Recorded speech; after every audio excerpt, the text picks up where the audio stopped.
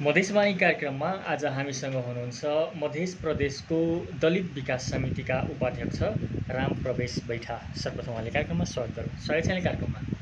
धन्यवाद राम सुकुलजी। हजुर। यहाँ मधेसवाणीमा हजुरले इन्भाइट गरेर मेरो केही कुरा राखिदिने मौका दिनुभयो, त्यसको लागि धन्यवाद। हजुर, जसरी अब मध्य प्रदेशमा दलित विकास समिति मध्य प्रदेश सरकारले गठन गर्यो र त्यसको कार्य खास गरी प्रमुख जिम्मेवारी उपाध्यक्षको रूपमा, यसको प्रमुख अध्यक्षको रूपमा मुख्यमन्त्री हुन्छ। तपाईँ अब दोस्रो खास गरी कार्यकारी तपाईँ नै उपाध्यक्षको रूपमा हुनुहुन्छ। यो दलित विकास समिति गठनका उद्देश्य के थियो र अहिलेसम्म कार्य अनुभव के छ तपाईँको? धन्यवाद।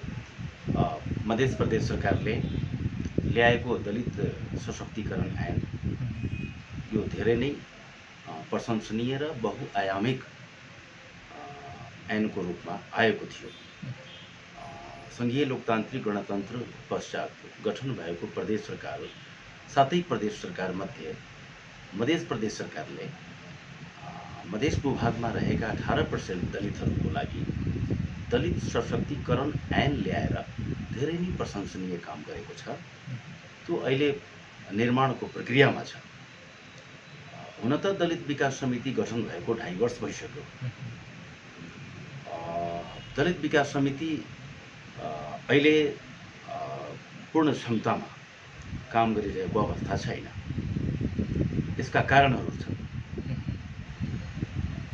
हुन त दलित विकास समितिको अध्यक्ष दलित नै हुनुपर्ने, उपाध्यक्ष पनि कार्यकारी दलित नै हुनुपर्ने, तर जुन पहिलाको जुन ड्राफ्ट बनेको थियो मुख्य न्यायाधिवक्ता देवेन्द्र झाजीको नेतृत्वमा, त्यो ड्राफ्टमा दलित समुदायको लागि गठन गरिने दलित विकास समितिको अध्यक्ष दलित नै हुनुपर्छ भनेर मुख्यमन्त्रीज्यूले र मुख्य न्यायाधिवक्ताज्यूले अनि प्रदेश सरकारका सबै व्यक्तिहरूले सहमत भए।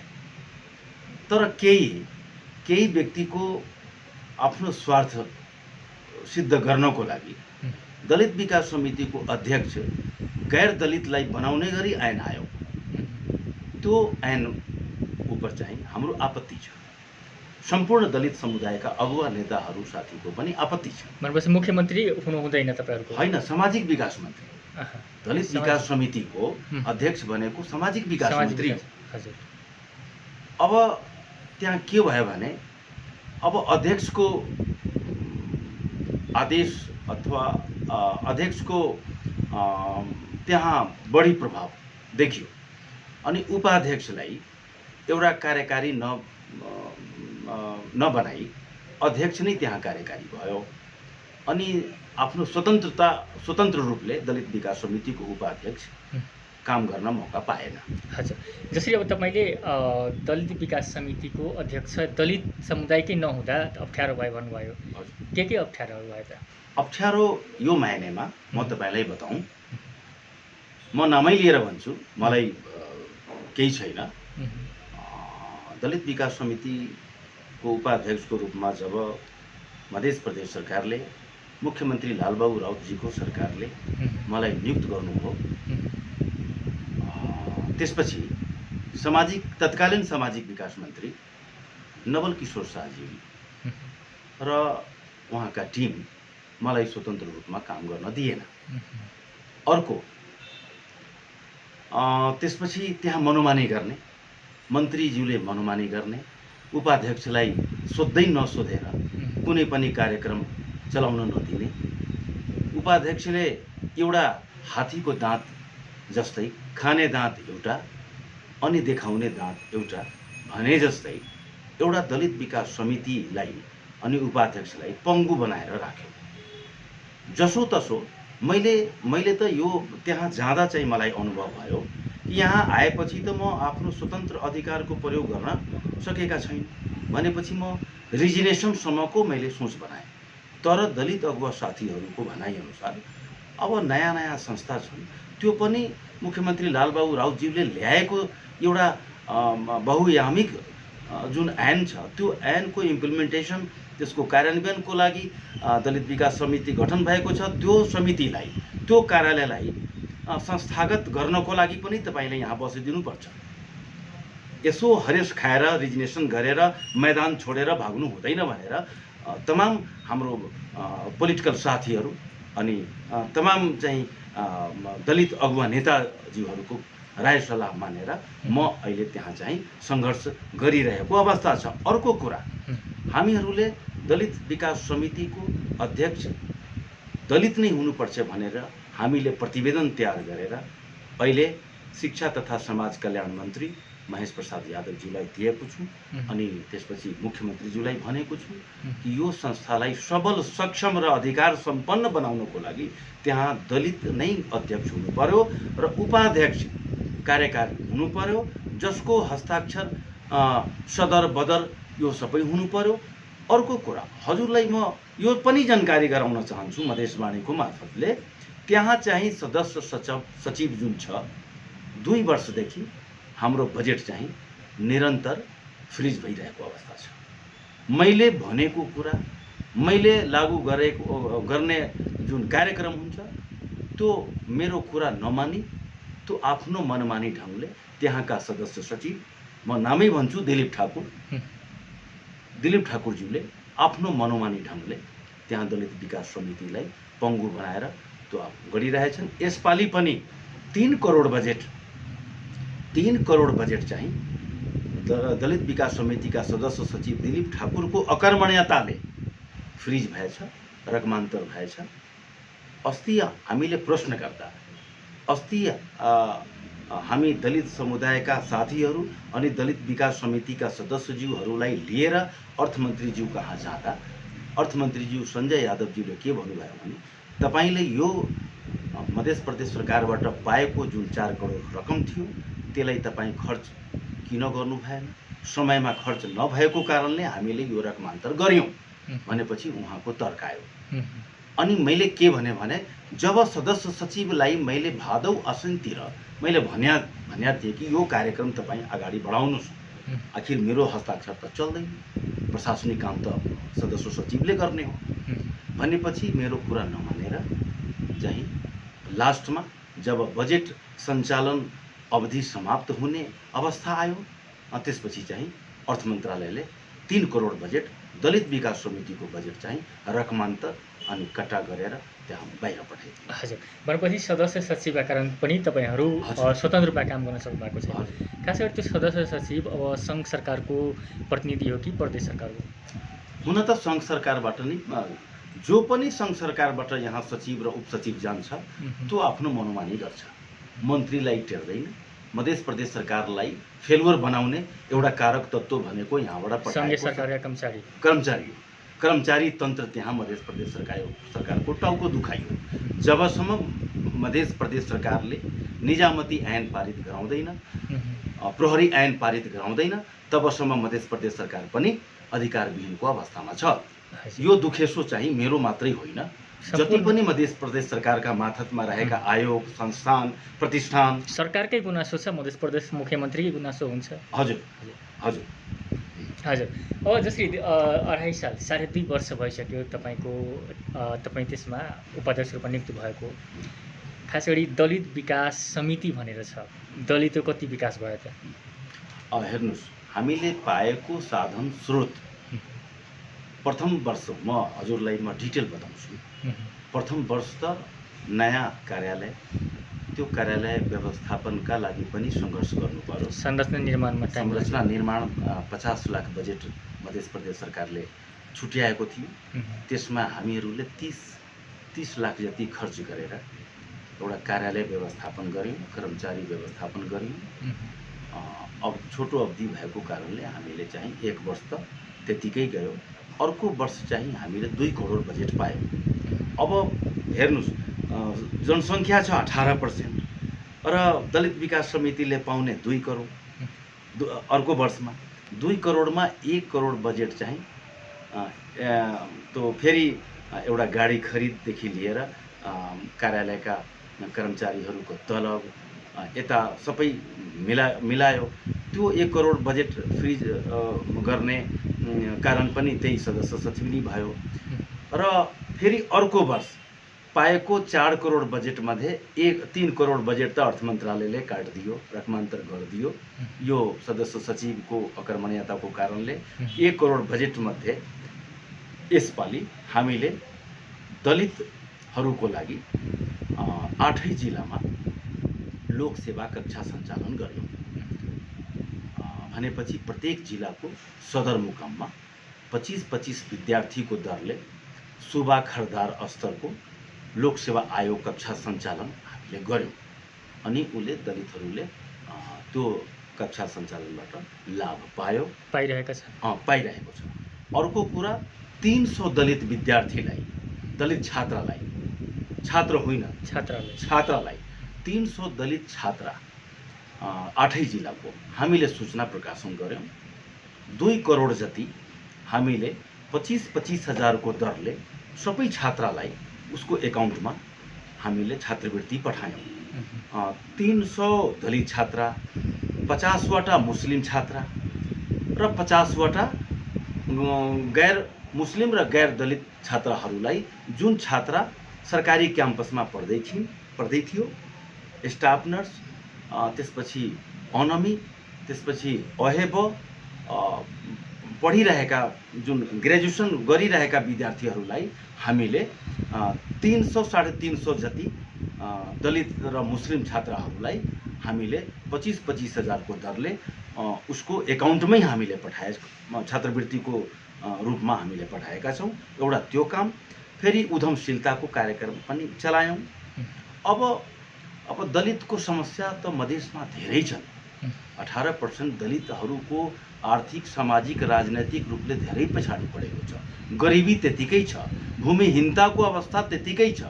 अब त्यसको लागि मध्य प्रदेश सरकारले जनसङ्ख्याको अनुपातमा बजेट विनियोजन गरिदियो भने मध्य प्रदेशमा बसोबास गरेका दलितहरूको लागि अलि राम्रो हुन्थ्यो। हजुर, जस्तै तपाईँ खास गरी यो दलित विकास समितिको उपाध्यक्षमा नियुक्त हुनुभन्दा अगावै पहिलेदेखि नै तपाईँ सधैँ दलितका समस्याहरूका बारेमा वकालत गर्दै आउनुभएको छ।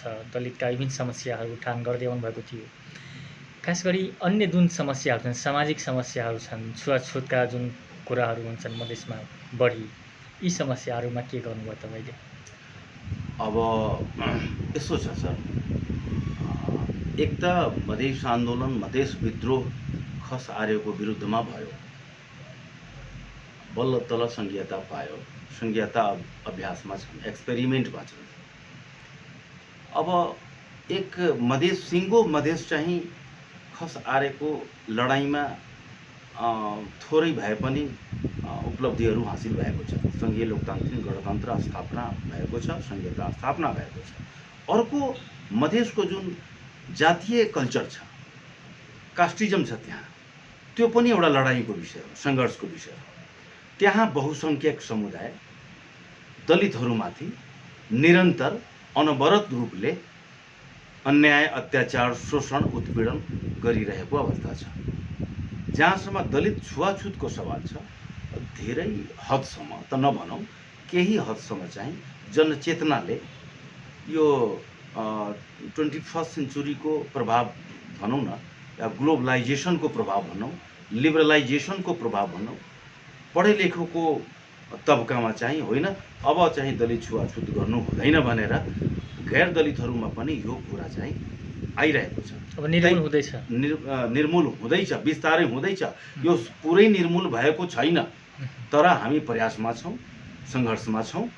यो दलित छुवाछुतको घटना हामीले 8 जिल्लामा 18वटा केस ह्यान्डल गरेका छौँ।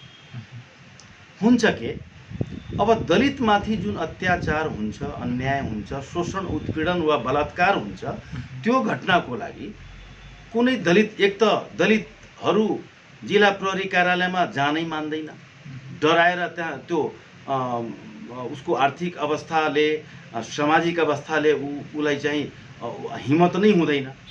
यदि कुनै दलितले हिम्मत गर्यो भने त्यहाँ जिल्ला प्रहरी कार्यालयका एसपी, जिल्ला प्रशासन कार्यालयका सिडिओ अनि हाम्रा समाजका जुन सामाजिक संरचनाका जुन लिडरसिपहरू छन्, लोसपाका होस् या जसपाका होस् या नेपाली काङ्ग्रेसका होस् या त्यो सबै पोलिटिकल पार्टीका लिडरहरू दलित छुवाछुतको घटना उप अथवा कुनै शोषण उत्पीडनको घटना उप त्यो सबै गोल बन्द भइहाल्छ। यो मैले अनुभव गरेको हो। तर त्यसका लागि त्यो तपाईँहरूले के गर्नुभयो त? हामीहरूले दलितहरूको हक अधिकार स्थापना गर्नको लागि अथवा त्यो अन्याय र उत्पीडनबाट मुक्ति गराउनको लागि हामी दलित समुदायका व्यक्तिहरू गोलबन्द हुन्छौँ। अनि त्यो गोलबन्द भएर सम्बन्धित जिल्लाका एसपी, सम्बन्धित जिल्लाका सिडिओ कहाँ हामी पुगेर समन्वय सहकार्य गरेर त्यो हामी इन्साफ दिलाउनेतर्फ हामी लागि परिरहेका छौँ। यो सामाजिक संरचनाको मानसिक अवस्था छ। यो दलित विरोधी जुन मानसिकता छ हाम्रो मधेसमा, मधेसकै लिडर, मधेसकै पोलिटिकल पार्टी, जुन मधेस बेस्ड पोलिटिकल पार्टीहरू छन्, त्यो पार्टीका नेताहरू पनि दलितको घटनामाथि उदार हुँदैन, उदार हुनुपर्ने। म त के भन्छु भने दलितको समस्यालाई गैर दलित लिडरसिपले यदि आफ्नो स्वामित्व लियो भने मधेसको दलितको समस्या निर्मूल हुन्छ। तर गैर दलित नेताहरूले दलितको समस्यालाई स्वामित्व लिँदैन, बरु दलितको विरुद्धमा गएर आफ्नो जातिको जुन गैर दलितले जुन शोषण गरेको हुन्छ त्यसको पक्ष लिएर चाहिँ दलितलाई दबाउन खोज्छ। मैले अनुभव गरेको मेरै पार्टीका गैर दलित नेताहरू, लोसपाकै गैर दलित नेताहरू दलितको विरुद्धमा, अन्यायको विरुद्धमा आवाज दिँदैन, दबाउने कोसिस गर्छ। त्यही भएर मानसिकता चेन्ज गर्नु पर्यो।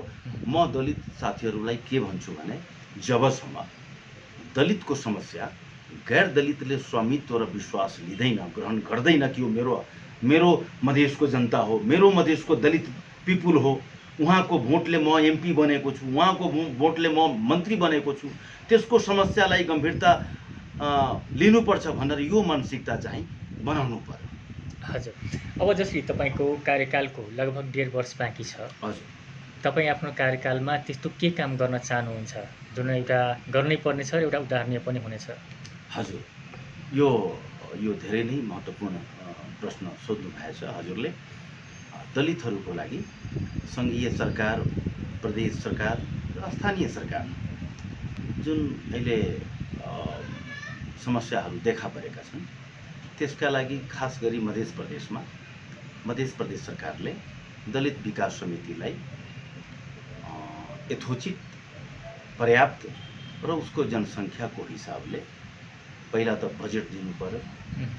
बजेट इम्प्लिमेन्टेसनको लागि त्यहाँका पदाधिकारीलाई सबल र अधिकार सम्पन्न बनाउनु पर्यो, स्वतन्त्र रूपमा काम गर्ने मौका दिनु पर्यो, त्यसको वातावरण बनाइदिनु पर्यो। अनि त्यसपछि जुन प्रावधान छन् यो दलित सशक्तिकरण ऐनमा धेरै राम्रा कुराहरू आएको छ। रासन कार्ड वितरण गर्ने पनि कुरा छ, दलितहरूको घर बनाइदिने कुरा पनि छ, दलितको आर्थिक अवस्था सुधार गरिदिने कुरा पनि छ। कागजमा मात्रै छ। दलितको शिक्षामा त के छ भने म हजुरलाई के भनौँ, शिक्षामा त नेपाल गभर्मेन्टले संविधान त +2 सम्म दलितलाई चाहिँ दलित समुदायको लागि निःशुल्क शिक्षा भनेर मौलिक हकमै उल्लेख भएको छ। हाम्रो कमी कमजोरी के छ भने दलित समुदायको व्यक्तिहरूको पनि कमी कमजोरी छ। आफ्नो बालबच्चालाई स्कुल पठाउनु पर्यो हैन, जति ज्याला मजदुरी गरे पनि त्यो सबै खानपानमा उडाइदिने, तर आफ्नो बच्चालाई विद्यालयसम्म नपुर्याइदिने, एडमिसन नगराउने, नपढाउने, यो पनि एउटा कमी कमजोरी। म आफ्नो दलित समुदायको व्यक्तिहरूसँग आग्रह गर्न चाहन्छु कि सबभन्दा पहिला शिक्षामाथि जोड दिनुहोस्। जति कमाए पनि, गरिब भए पनि आफ्नो बालबच्चालाई चाहिँ अब नेपाल सरकारको संविधान त +2 सम्म 12 कक्षासम्म त उसले निःशुल्क नै पढ्न सक्छ। त्यो दिएको मौलिक हकलाई सदुपयोग गरौँ, त्यसलाई चाहिँ हामी अघि बढाउँ। अनि अर्को कुरा हजुरलाई म के आग्रह गरेँ, जसरी डाक्टर भीमराव अम्बेडकरज्यूले संविधान दलितहरूको लागि अथवा अन्य अल्पसङ्ख्यकहरूको लागि त्यहाँ बनाइदिनु भयो। आज भारतमा दलितहरूको अवस्था धेरै नै राम्रो भइसकेको छ। राजनीतिक क्षेत्रमा, आर्थिक क्षेत्रमा, सामाजिक क्षेत्रमा भनेपछि त्यहाँ दुईचोटि दलित समुदायका व्यक्ति चाहिँ भारतको राष्ट्रपति बने। केआर नारायणन पहिलोचोटि दलितको राष्ट्रपति भए। अर्को चाहिँ डाक्टर रामनाथ कोविन्द दलित हुनुहुन्थ्यो, उहाँ पनि राष्ट्रपति हुनु। अहिले जगदीश धनखड जुन जातिले दलित हुनुहुन्छ, डोम समुदायको हुनुहुन्छ, उहाँ चाहिँ राज्यसभाको अध्यक्ष हुनुहुन्छ भनेपछि त्यहाँ त संविधान त डाक्टर भीमराव अम्बेडकरज्यूले आरक्षणको व्यवस्था गरिदिनु भयो। त्यस्तै आरक्षणको व्यवस्था नेपालमा पनि भइदियो भने यहाँका दलितहरूको लागि पनि राजनीतिमा एउटा उचाइ पाउँथ्यो। अर्को कुरा यहाँ के छ भने प्रत्येक पोलिटिकल पार्टीको नेता अध्यक्षको आशीर्वादले दलितहरू एमपी बन्छन् अथवा एमएलए बन्छ, तर त्यहाँ आशीर्वाद छैन। त्यहाँ के छ भने मानौ पुरै भारतको 545 सिट लोकसभाको लागि छ, मेम्बर अफ पार्लियामेन्ट 545 सिटमा 82 वटा 82% यानी कि 82 वटा दलित चुनाव जितेर जान्छन्। किन जान्छन् भने त्यो लोकसभा क्षेत्रलाई आरक्षित गरिदिएको छ, त्यो क्षेत्र नै आरक्षित गरिदिएको छ। त्यस्तै आरक्षण त्यहाँ दलित मात्रै उठाउने जति पनि पोलिटिकल पार्टी छन् त्यो सबै दलितलाई नै उम्मेदवार बनाउने यस्तो व्यवस्था त्यहाँ छ। त्यो लोकसभाको लागि, विधानसभाको लागि, पञ्चायत समितिको लागि, मेयरको लागि तलदेखि माथिसम्म एउटा आरक्षणको व्यवस्था छ। त्यही आरक्षणको व्यवस्थाले त्यहाँ डिएम, कलेक्टर, एसपी सबै दलितहरू पनि रहेका छन्। टिचर त पुरै छोडिदिनुहोस्, लाखौँको सङ्ख्यामा त्यहाँ इन्जिनियर, डक्टर छन्। त यो सबै डाक्टर भीमराव अम्बेडकरज्यूले गरिदिनु भयो। अब त्यो संविधान चाहिँ अहिले विश्वमा नमुना संविधानको रूपमा भारतको संविधान मानिन्छ। सर्वोत्कृष्ट संविधान भनेको भारतको संविधान हो, जुन संविधानको निर्माण चाहिँ बाबा साहब भीमराव अम्बेडकरज्यूले गर्नुभयो। अब त्यो आरक्षणको व्यवस्था पनि नेपालको संविधानमा गर्नुपर्छ भने मैले बारम्बार आदरणीय महन्त ठाकुरज्यूलाई, आदरणीय उपेन्द्र यादवज्यूलाई हामीले भन्दै आएका छौँ। किनभने हामी मधेसको लागि लडेको छौँ। मैले उहाँ दुवैजनालाई भनेको छु कि तपाईँ दुवैजना मधेस बेस्ट पार्टीको एउटा लिडर हो, सर्वमान्य लिडर हो, अध्यक्ष हो। अब मधेसमा रहेका 18% जुन दलित छ त्यसको सम्पूर्ण विकासका लागि हजुरहरूले संविधानमा आरक्षणको व्यवस्था चाहिँ गरिदिनु पर्यो। यो टिके लगाएर आशीर्वाद दिएर यो भएन। हजुर, अब हामी अलिक फरक प्रश्नमा राजनीतिक कुरा गरौँ। जस्तै तपाईँ लोकतान्त्रिक समाजवादी पार्टी नेपालका नेता पनि हुनुहुन्छ। हजुर, जसरी अहिले मधेसको राजनीति, मधेसका राजनीतिमा पनि तपाईँ लामो समयदेखि सुरुदेखि लाग्नु भएको छ। मधेसको राजनीतिले कसरी हेर्नुहुन्छ, कस्तो छ राजनीति, कहाँ जाँदैछ राजनीतिक दिशा मधेसको? हजुर, म त मधेसको राजनीतिबाट आफ्नो राजनीतिक जीवन सुरुवात गरेँ जब म एलएलबी राजविराजबाट गरेर मास्टर्स गरेँ। त्यसपछि मैले नेपाल टेलिभिजनमा अधिकृत र्याङ्कको सर्भिस त्यहाँ मैले गरेँ। त्यो तत्कालीन शेरबहादुर थापा प्रधानमन्त्रीजी हुनुहुन्थ्यो, उहाँको सिफारिसमा मैले त्यहाँ काम गर्न सुरु गरेँ।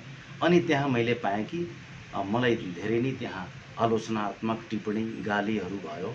मधेसी भएकै कारणले त्यहाँ धेरै गाली खेप्नु पर्यो। अन्ततोगतमा मैले राजीनामा गरेँ अनि मैले मन बनाएँ कि म मधेसको राजनीति गर्छु, मधेसको लागि लड्छु, मधेसको लागि सङ्घर्ष गर्छु। अनि त्यो बखत चाहिँ मैले माननीय महन्त ठाकुरजीको नेतृत्वमा निर्माण भएको लोकतान्त्रिक तमालोपा तराई मधेस लोकतान्त्रिक पार्टीको केन्द्रीय सदस्यको रूपमा मैले काम गर्न सुरु गरेँ। विभिन्न मधेस आन्दोलन, मधेस विद्रोहमा हामीले सङ्घर्ष गऱ्यौँ। अनि म राजपाको पनि सहमहासचिवको हैसियतले पनि मैले काम गरेको छु। अहिले यता आएर चाहिँ म लोकतान्त्रिक समाजवादी पार्टीका एउटा सिपाहीको रूपमा काम गरिरहेका छौँ। हाम्रो अध्यक्ष महन्त ठाकुरज्यूसँग हामीले काम गरिरहेका छौँ। तर भयो के भने मधेसको राजनीति चाहिँ धेरै उचाइमा पुगेको थियो। अब दुई मधेसवादी पार्टीका लिडर, एउटा माननीय महन्त ठाकुरजी, एउटा चाहिँ माननीय उपेन्द्र यादवजी, दुई शक्तिशाली व्यक्ति र दुई शक्तिशाली पार्टीको बिचमा एकीकरण भयो। मधेसमा उत्साह भयो, ऊर्जा थपियो अनि त्यसपछि चाहिँ धेरै नै एउटा मजबुत अवस्था मधेसको अधिकारको मधेसको एजेन्डाको सम्बोधनमा चाहिँ धेरै नै आशाजनक पलाएको थियो। तर दुर्भाग्यपूर्ण जसपा चाहिँ फुट्यो अनि अहिले आएर लोसपा पनि बनेको छ। अब म तपाईलाई के भनौँ, जब राष्ट्रिय जनता पार्टी अनि त्यसपछि तत्कालीन सङ्घीय समाजवादी फोरम गठबन्धन गरेर चुनाव लड्यो अनि 26 वटा सिट राजपाले पायो अनि 29 वटा सिट चाहिँ के भन्छ भने फोरमले पायो अनि फुल बहुमतको सरकार मध्य प्रदेश सरकार बन्यो। अनि अहिलेको अवस्था हेर्दा हजुरलाई पनि थाहा छ, घर फुटे गमार लुटे। अहिले फुटेर चुनाव लड्दा चाहिँ अब जसपाको पनि हैसियत घटेको छ, सङ्ख्याको हिसाबले पनि घटेको छ, यता लोसपाको पनि हैसियत घटेको छ, सङ्ख्या घटेको छ भनेपछि भाइ फुटे गमार लुटे यस्तो अवस्था आएको छ।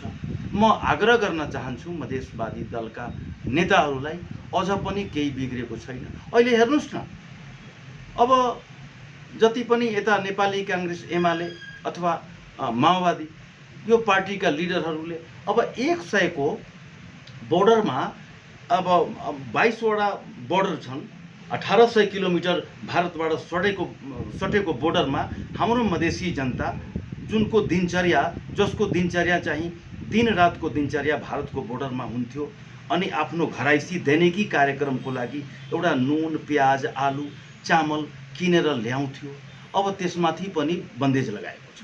100 भन्दा बढीको तपाईँ सामान ल्याउनुहुन्छ भने त्यहाँका सशस्त्र प्रहरी, यो जनपद प्रहरी, बरु भारतका सशस्त्र प्रहरी बलले मधेसी हो भनेर जान दिन्छन्। हाम्रै देशका जनपद प्रहरी, हाम्रै देशका सशस्त्र प्रहरी त्यो जनतालाई, मधेसी जनतालाई कुट्छ, मार्छ अनि सामान खोज्छ, यहाँसम्म कपडा च्यातिदिन्छ। यो कत्रो अन्याय हो। यो अन्याय गर्ने मनोबल कसले बढायो? म त के भन्छु भने यो मधेसवादी दल पार्टीको नेताहरूले बढायो उसको मनोबल। यदि मधेसवादी दल मिलेर गएको हुन्थ्यो भने यो अवस्था आएको हुँदैन थियो, आउने थिएन। हामीले विभक्त भयौँ, पाटमा कसैले प्रचण्डको पछाडि, कुनैले चाहिँ शेरबहादुर देउवाको पछाडि लागेर हामी विभक्त भयौँ, हामी फुट्यौँ, हामी कमजोर भयौँ अनि हाम्रो मधेसको एजेन्डा, मधेसको अधिकारको सवालमा हामी कमजोर भयौँ। अहिले पनि समय छ, नेक्स्ट इलेक्सन यदि मधेसवादी पार्टीहरूले एकीकरण गरेर अथवा गठबन्धन गरेर गयो भने फेरि मधेसको हकको सवालमा, अधिकारको सवालमा, एजेन्डाको सवालमा फेरि हामी चाहिँ अगाडि बढ्छौँ। हजुर, भनेपछि अहिले मधेसका दलहरू जसरी अब छुट्टा छुट्टै बाटोमा लागेका छन्, यसले गर्दा मधेसको मुद्दा कमजोर भएको छ। हजुर, यो निश्चित हो कि मधेसवादी दलहरूले आफ्नो इगोलाई सर्वोपरि मानेर पार्टी फुटको सङ्घारमा गयो। मधेसको एजेन्डा, मधेसको अधिकारको प्राथमिकतामा राखेर, आफ्नो इगोलाई पछाडि राखेर यदि काम गर्यो भने निश्चित रूपले मधेसले पाएको जुन अधिकार छ त्यसलाई संस्थागत गर्छौँ। झन् त्यहाँका बसोबास गर्ने गरिब गुरुबा दलित झन् त्यो अधिकार सम्पन्न हुन्छन्। अनि यदि मधेसवादी दलहरूको बिचमा समन्वय सहकार्य भएन भने मधेसले पाएका जुन अधिकार छन्, संघीयता पाएका छन्, जुन उपलब्धि पाएका छन्, त्यसको खोज्ने डर बढी सम्भावना हुन्छ। हजुर, जसरी अब अहिलेको जुन अवस्था छ, जुन अब शक्ति जुन हीन हुँदैछ मधेसी दलहरूको जुन अवस्था थियो गत चुनावमा, यसपालि अब तपाईँको पार्टी त राष्ट्रिय पार्टी पनि बन्न सकेन, जसपाको धेरै सिट कम भयो। आगामी चुनावसम्म यस्तै अवस्था रहिरह्यो भने यिनीहरू विलय हुने कतिको सम्भावना छ? म त आशावादी मान्छे हुँ। मलाई आशा छ आउँदो समयमा चाहिँ उहाँहरूले पक्कै पनि मधेसको अधिकारको सवालमा आफ्नो व्यक्तिगत कुराहरू पछाडि राख्नुहुन्छ अनि मधेसको एजेन्डा, मधेसको अधिकारको सवालमा निश्चित पनि हाम्रा माननीय उपेन्द्र यादवजी, माननीय महन्त ठाकुरजी, जनमत पार्टीका अध्यक्ष सीके राउतजी यो विषयमा अवश्य नै गम्भीर भएर संवेदनशील भएर सोच्नुहुन्छ अनि आउँदो चुनावमा उहाँहरूले चाहिँ मिलेर जानुहुन्छ भन्ने मलाई आशा छ। तर त्यस्तो अवस्था देखिएको छैन। यता उपेन्द्र यादवजीको पार्टी वाम जुन अब वामपन्थी दलहरूको एउटा समाजवादी मोर्चा पनि त्यता लागेको छ।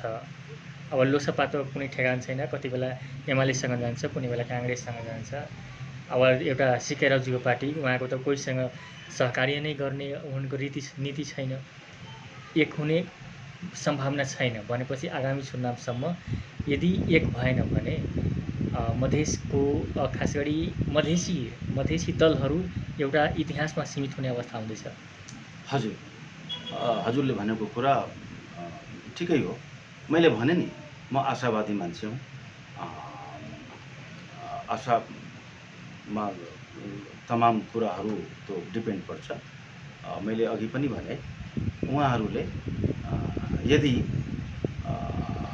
आगामी दिनमा सहकार्य समन्वय गरेर जानु भएन भने निश्चित पनि मधेसका लागि जुन लडेका शहीदहरूको सपना चाहिँ अधुरा हुन्छन्। धेरै मधेसी जनता, धेरै दलित जनताहरूले आफ्नो प्राणको आहुति दिएर चाहिँ मधेस आन्दोलनको लागि मधेस विद्रोह गरेका थिए। त्यसको सपना पुरा गर्न केही सपना पुरा भएको छ, केही अधुरा छन्, केही अधिकार पुरा भएको छ। त्यो अधिकार प्राप्तिका लागि, त्यो उपलब्धिको संस्थागत गर्नका लागि पनि, थप अधिकार प्राप्त गर्नका लागि पनि उहाँहरूले मिल्नुपर्छ।